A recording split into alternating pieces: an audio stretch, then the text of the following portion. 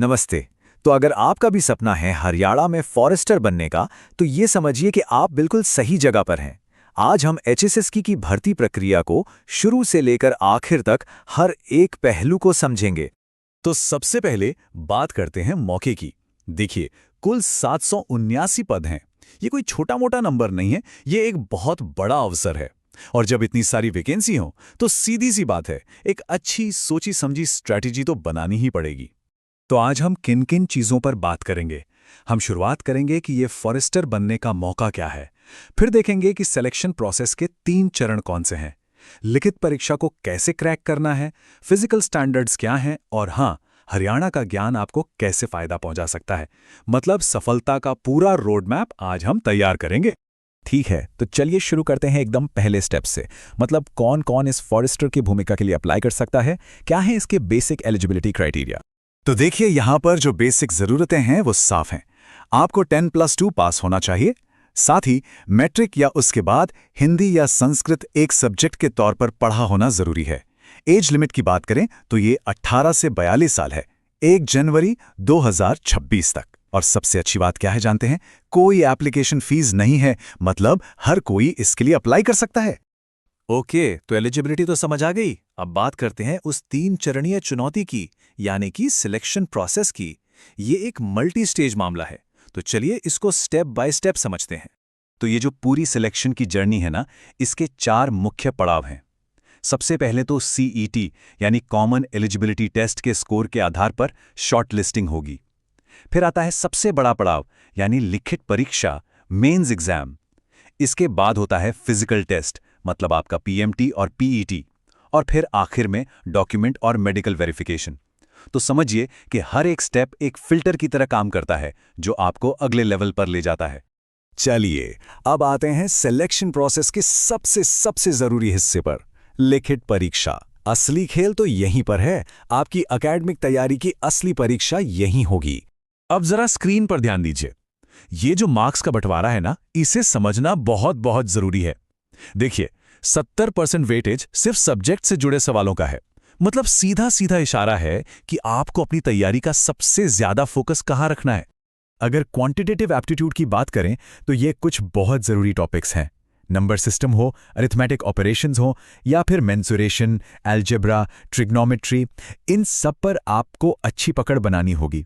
सांख्यिकी चार्ट और data interpretation को भी हल्के में नहीं ले सकते।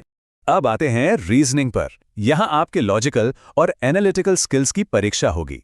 Coding, decoding, blood relations, syllogism, ये सब तो हैं ही, लेकिन हाँ, सिटिंग अरेंजमेंट और पजल्स जैसे एरिया पर आपको खास ध्यान देना होगा।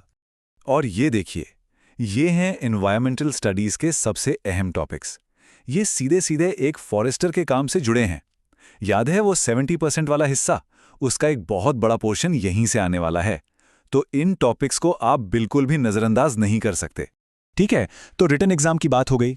अब आगे बढ़ते हैं और बात करते हैं फिजिकल रिक्वायरमेंट्स की। देखिए, ये भी इस प्रोसेस का एक उतना ही जरूरी और कह सकते हैं कि नॉन नेगोशिएबल हिस्सा है। सिर्फ ज्ञान से काम नहीं चलेगा, फिटनेस भी उतनी ही जरूरी है।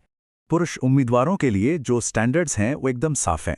आपकी हाइट कम से कम 168 सेंटीमीटर होनी चाहिए और चेस्ट का माप बिना फुलाए 79 सेंटीमीटर और फुलाने के बाद 84 सेंटीमीटर होना चाहिए।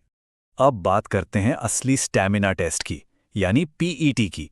पुरुषों को 4 घंटे में 25 किलोमीटर की दूरी तय करनी है और महिलाओं को 4 घंटे में 14 kilometre.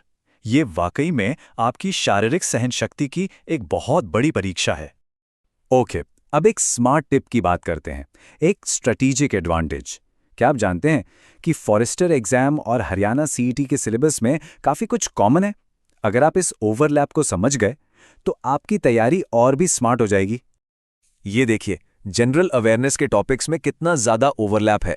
History, culture, geography, current affairs, environment, ये सब दोनों में कॉमन है। इसका सीधा मतलब है कि अगर आप एक परीक्षा की तैयारी अच्छे से करते हैं तो उसका फायदा दूसरे में भी मिलेगा, खासकर हरियाणा से जुड़े टॉपिक्स में तो पक्का। तो अब तक हमने जो भी बात की उसका सार क्या है?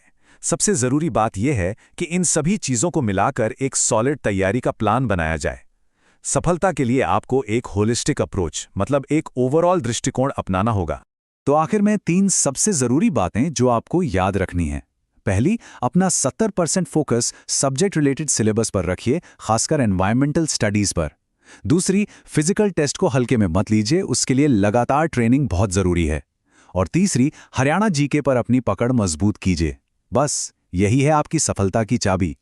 तो अब जब रोड मैप बिल्कुल साफ है, तो एक सवाल खुद से पूछिए, कौन सा स्टेज आपकी सफलता को तय करेगा?